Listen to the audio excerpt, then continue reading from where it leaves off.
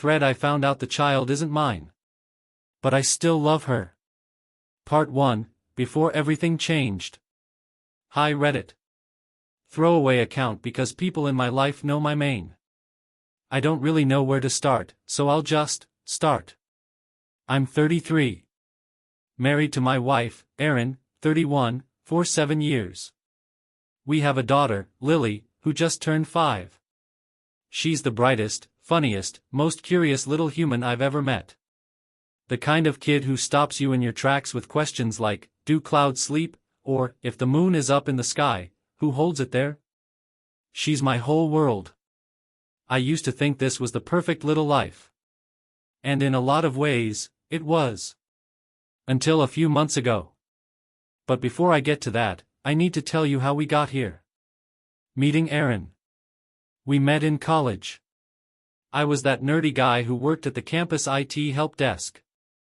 She was in the art department, the one who'd walk in barefoot sometimes, smelling faintly of turpentine, and somehow made it look like a choice straight out of a fashion shoot. She came in one day because her laptop was making a weird noise. Spoiler, she'd shoved a paintbrush into the fan vent without realizing. We clicked instantly. She laughed at my dumb jokes, I listened to her talk about color palettes like they were poetry. We started dating in sophomore year, moved in together after graduation, got married 3 years later. I thought we were one of those rare couples who'd never have to try too hard. It just worked. Lily's arrival. Lily wasn't exactly planned, but we weren't not planning either. Erin got pregnant 2 years into our marriage. I remember the moment she told me. She came into the kitchen holding this little white stick, eyes wide, mouth trembling. I hugged her so hard we almost fell over. We painted the spare room yellow because we didn't want to know the gender ahead of time. The day Lily was born was the happiest day of my life. I know people say that all the time, but I swear my chest physically hurt from how much love I felt. I cut the cord. I held her first. I told her she was perfect. And for the next 5 years, I've been dad. Changing diapers at 3 a.m., reading Goodnight Moon until I had it memorized, teaching her how to ride a bike, watching Frozen until I could recite every single line. I never once thought of her as anything but mine. The first seed of doubt. It happened in the most random way possible. We were at my cousin's barbecue last summer. Lily was playing with the other kids. My cousin's wife, Jenna, looked at me and said, "It's crazy, she doesn't look anything like you. She's basically a mini Erin." I laughed it off. I'd heard it before.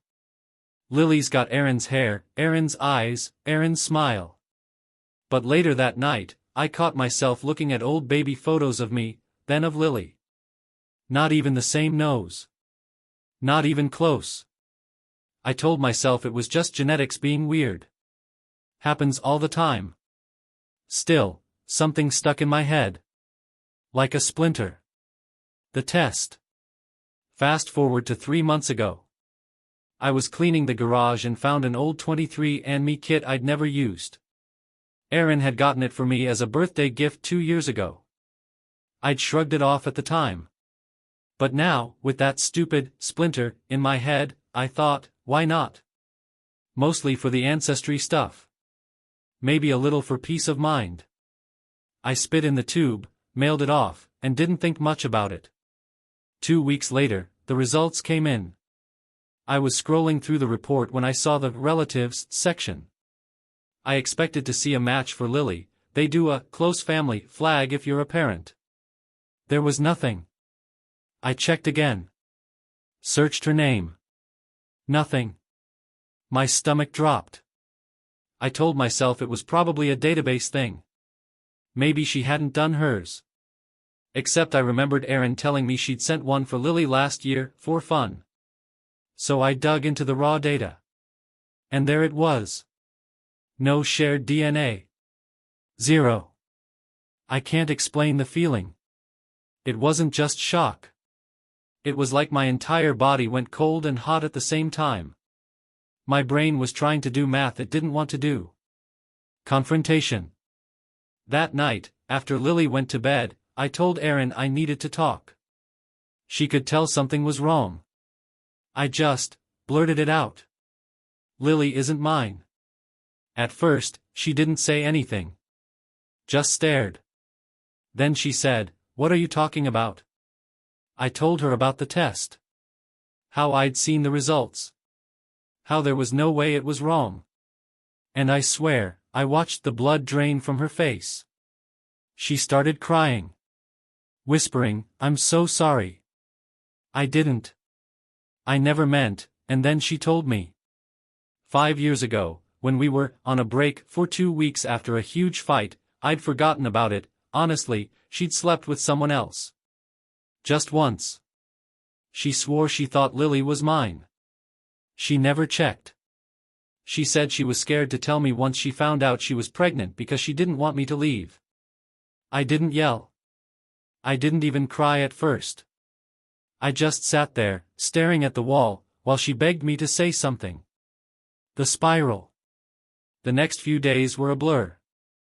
I went to work, came home, did the bedtime routine, and then just sat in the dark after everyone was asleep. I couldn't even look at Erin without feeling this mix of rage, sadness, and confusion. But when I looked at Lily, nothing changed. She'd still run into my arms yelling, "Daddy." She'd still tell me she loved me before bed. And that's when the real pain hit, because I realized I wasn't angry at her. I could never be. I was angry at the fact that my entire reality had been rewritten without my permission. The decision I couldn't avoid. About a week later, Erin asked me if I wanted to take time apart. I think she expected me to say yes.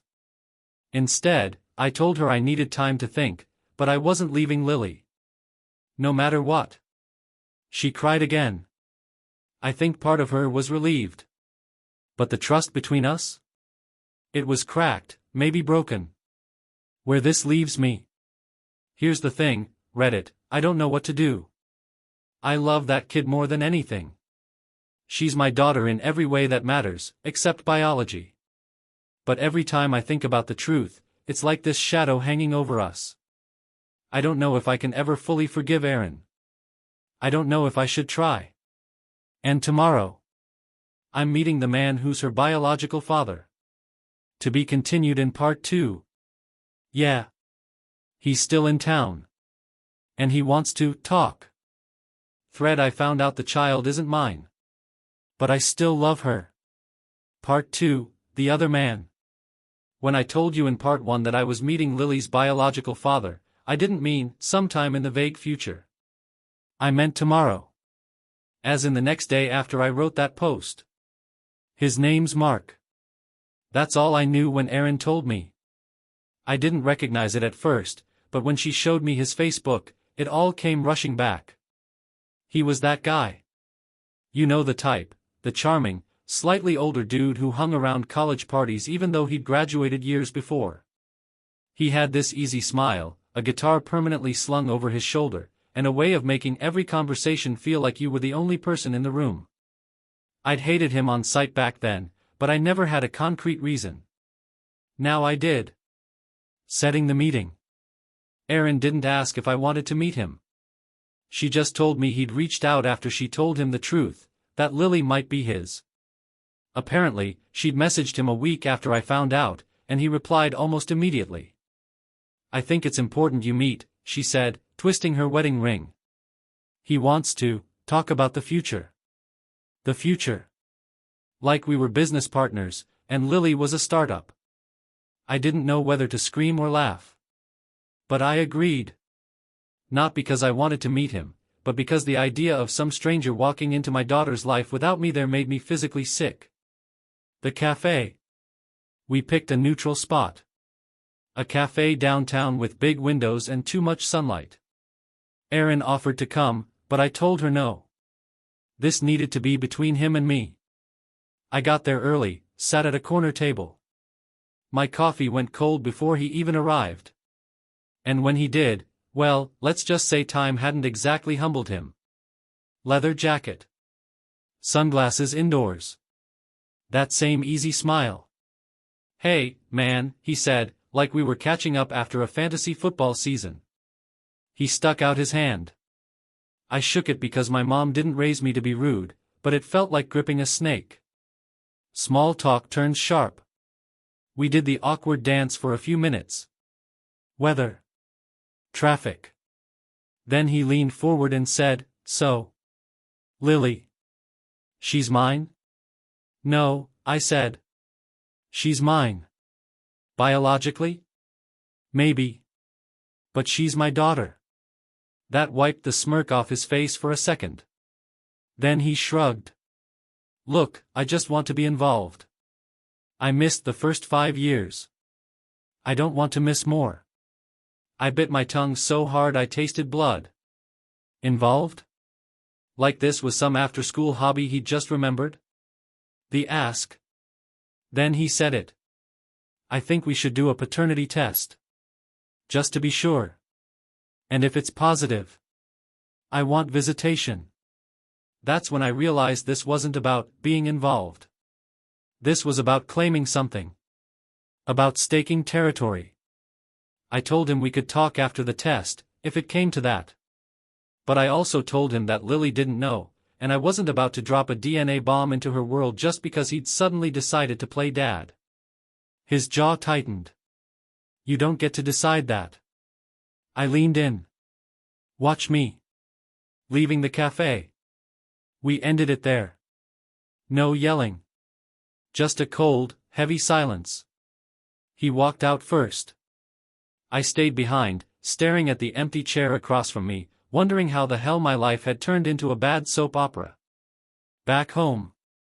When I got home, Lily ran up and hugged me like she always does.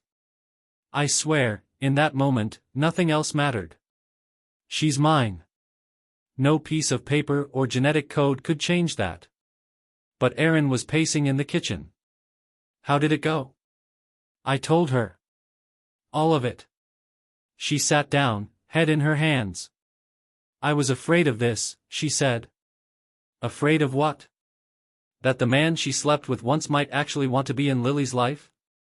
Or that I wouldn't be able to stop him? The sleepless night. That night I barely slept. Every time I closed my eyes, I saw him. Sitting across from me. Smiling like he'd already won something. And I realized, this wasn't just about Lily. This was about control. About who gets to define family. The paper in the mail. 2 weeks later, a letter came. I thought it was junk at first. But when I opened it, my hands started shaking. It was from a lawyer. Mark's lawyer. He was filing for a court-ordered paternity test. Where this leaves me, again. Now I'm here.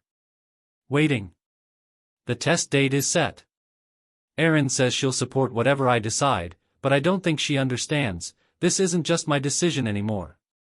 If the test comes back positive, the law might give him rights. He could take Lily on weekends.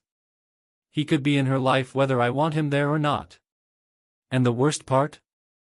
I don't know how Lily will react. She's 5. She still believes in the tooth fairy. How do you explain to a kid that the man she calls daddy might not be her real dad? Next week, we swab cheeks and send off samples. I'll know the results in a month. I've never dreaded mail so much in my life. To be continued in part 3. And yeah, Erin just told me something else about Mark. Something that changes everything. Thread I found out the child isn't mine. But I still love her. Part 3. The results. When I left you last time, I was waiting for the paternity test. That month felt like the longest of my life. You'd think I'd spend every waking moment obsessing over the results, but weirdly, my brain split in two. Part of me was living day-to-day life, making Lily's lunch, reading bedtime stories, walking her to preschool. The other part was in a constant low-level panic, like a phone running 1% battery with no charger in sight. The thing Erin told me. Before I dive into the results, I need to tell you the thing Erin dropped on me at the end of part 2. We were sitting at the kitchen table after Lily went to bed. Erin looked like she'd been chewing on her lip all day. "There's something I didn't mention," she said. I braced myself. "Mark, he knew about me being married when it happened. He thought it was just fun. I asked the obvious question, and you thought it was what? She stared at her hands. I thought it didn't matter. You and I were in a rough patch. I didn't think it would stick. Didn't think it would stick. Like my family was a post-it note she could peel off and reattach later. The day of the test. The clinic was sterile and quiet. They swabbed my cheek first. Then Mark's. Erin didn't come. I didn't want her there. Mark tried small talk in the waiting area. I ignored him. I wasn't going to play friendly when every instinct told me this man was about to bulldoze into my life. The waiting game. After that, it was back to waiting. And here's the thing about waiting for news you don't want, every day feels like it could be the one that changes your life. I started avoiding the mailbox. I asked Erin to check it instead. But when the envelope finally came, she wasn't home. The results. I sat at the kitchen counter, the envelope in front of me like a loaded gun. My hands wouldn't stop shaking. When I finally tore it open, my eyes scanned for one number, probability of paternity, 99.9%. It hit me like a punch. I'd told myself I was prepared for either result. I wasn't. Telling Erin. Erin came home to find me sitting in the same spot, paper on the counter. She read it. Said nothing for a long time. Then. I'm sorry.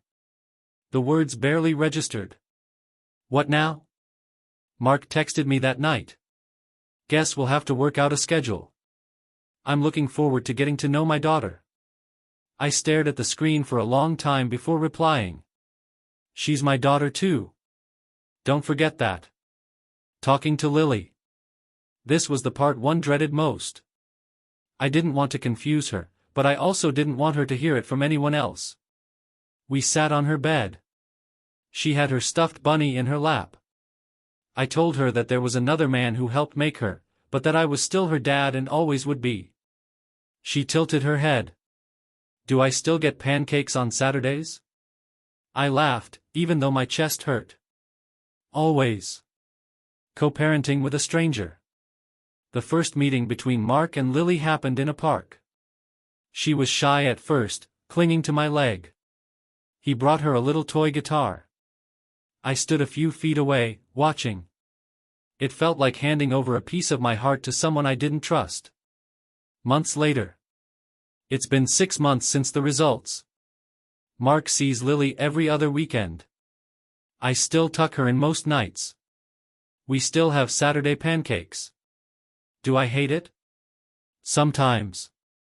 Do I hate him? Definitely.